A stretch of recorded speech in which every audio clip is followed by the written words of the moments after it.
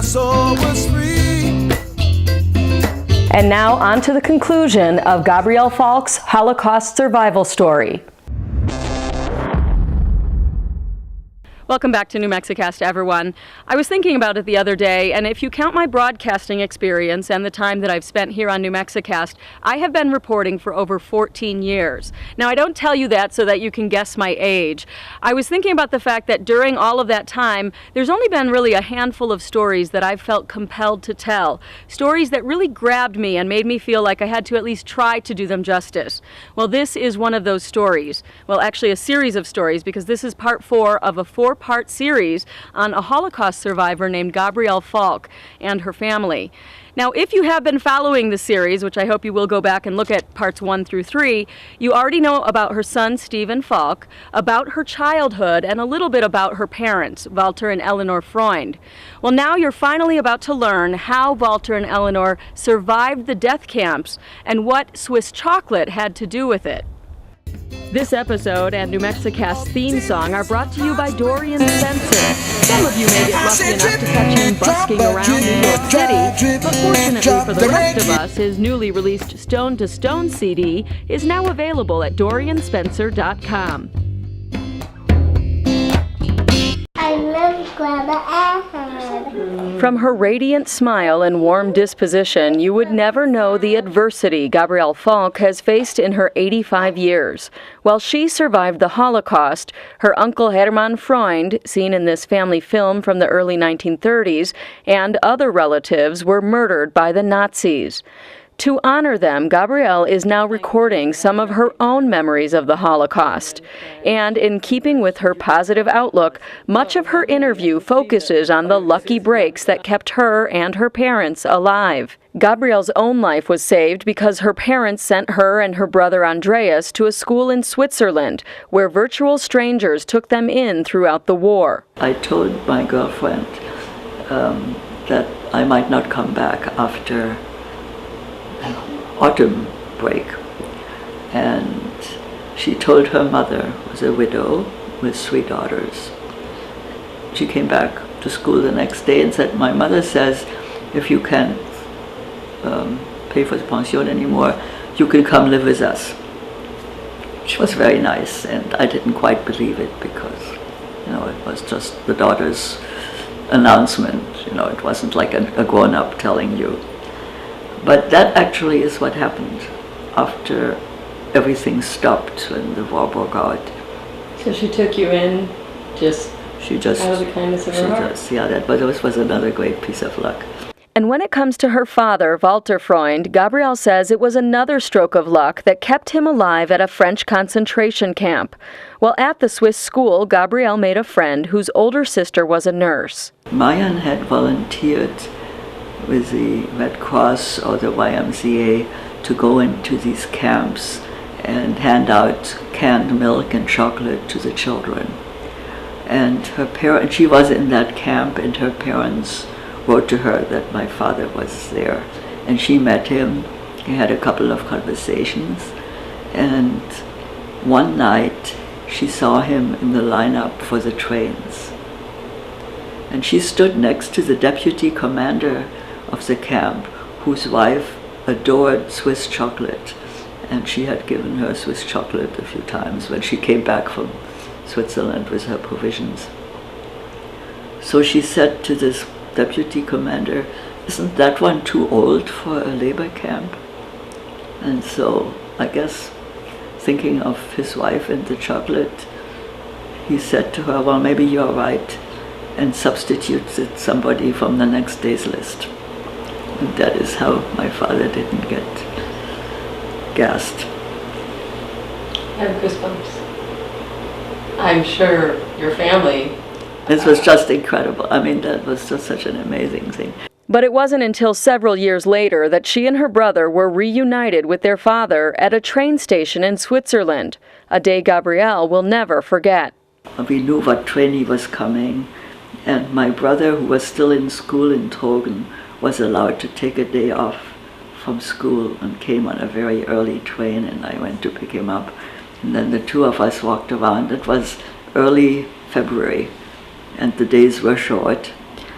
and it was a dark, rainy day, and he had been fairly tall, and he had shrunk a lot, and he was wearing that same little backpack that he had brought from Germany. It was all he had. And when you but saw after a few moments, you kind of got used to his face again, you know. So that was a pretty amazing event. But the reunion was bittersweet because so much had already been lost. While at Camp de Gurs, Gabrielle's mother, Eleanor Freund, managed to escape by jumping into a river. My mother had discovered in the camp in Gurs, where there was no barbed wire, but there was a river. And she jumped into that river. I think she intended to end her life, except she didn't, and she was pulled out some ways downstream and taken to a hospital, which had the closest hospital, which was a psychiatric hospital, and was diagnosed as paranoid schizophrenic, and for the rest of her life was always in institutions. So ironically, while most of the prisoners at Camp de Gurs were sent to Auschwitz to be executed, Eleanor's apparent suicide attempt kept her alive. Still, when you consider the cost, it's clear she too was a Holocaust victim. When I visited her in France, she did not recognize me as her daughter. You know, she used the German Sie, the polite form in German, and she knew in her hallucinations, she knew about her daughter. She thought her daughter was somewhere in South America, and some other time her daughter was in Zurich. She had me married to my very first boyfriend, who happened to have lived in Zurich at the time. So it was very difficult. While the memories she shares are at times painful, now that her parents are both gone, Gabrielle doesn't focus on the sadness. She is too busy counting her blessings. I miss him so much. Yeah, because you were really She's really close to him. very close to him, right? Yeah. And by sharing these incredible stories now, Gabrielle honors those that did not survive and celebrates every bit of good fortune that has come her way. Macht der Reiter plumps. Hoppe, hoppe, Reiter. Wenn fällt Schreiter. Fällt in den Graben, fressen ihn die Raben. Fällt in den Sumpf, macht der Reiter plumps. With the Falk family story for New Mexicast, I'm Rosalinda Román. And there you have it, a very small glimpse at the incredible life story of Gabrielle Falk. A story I could not have told without the help of her son, Stephen Falk, who really is their family historian. He helped me gather all of that information, the pictures, the film. Without Stephen, it would not have happened. So thank you so much to you, Stephen. And thank you to all of you who are watching around the world. We have a viewer in Japan that commented. We also have some folks watching in Israel, so shalom to you. I am so glad we have this international audience. It's pretty exciting. And you know, you can follow New Mexicast in other social media, like on Twitter at New Mexicast, or you can also find us on Facebook. We have a page on Facebook. Just search for New Mexicast, and once you find the page, become a fan. It helps me out tremendously. And please keep watching, tell a friend, and thank you to all of you. I'm Rosalinda Román. Believe it or not, now more than 5 years later and into her 90s, Gabrielle Falk is still going strong. She is even on Facebook. Times they are a-changing. Well, thank you so much for allowing me to share Gabrielle's story with all of you. Of course, it wouldn't have been possible without two amazing people that have had a tremendous impact on my life, Dr. Sam and Ann Goldfine, my father and mother-in-law, and specifically my mother-in-law, who pushed me to do that interview with Gabrielle Falk. At the end of this episode, I conclude with a little tribute to them. I miss them every day, and they have certainly had a tremendous impact on all of us. Who knows, maybe this will inspire you to grab your own video camera and sit down with someone special in your own life. If you do that, please send me a note and tell me so. You can always reach me by email at rlr@newmexicast.com. Thank you to all of you for all of your support. I'm Rosa Román. Like a dream I had. New Mexicast theme song is New Mexico by Dorian Spencer. Additional support for New Mexicast provided by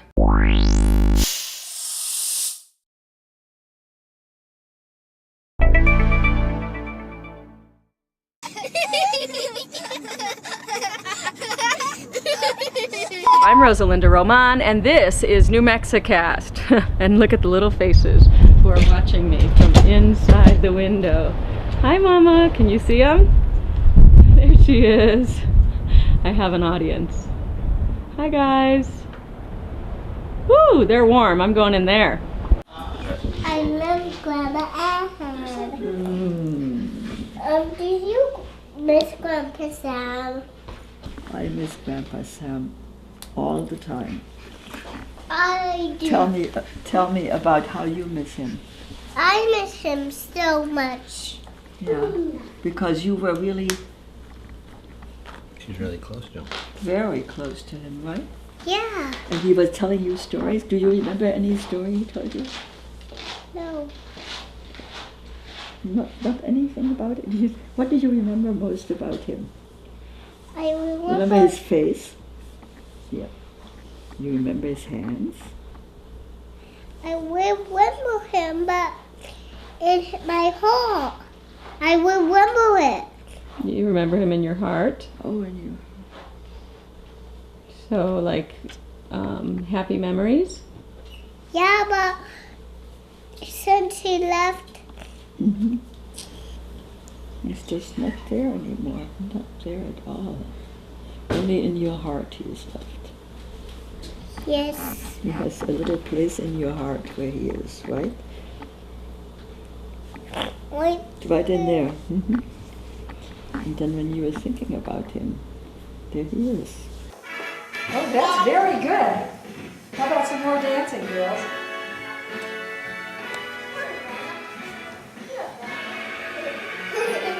I think it's Bill and me. All right, we'll do it all together. Give her a chance first, and then I'll do it with you alone. That's Mom.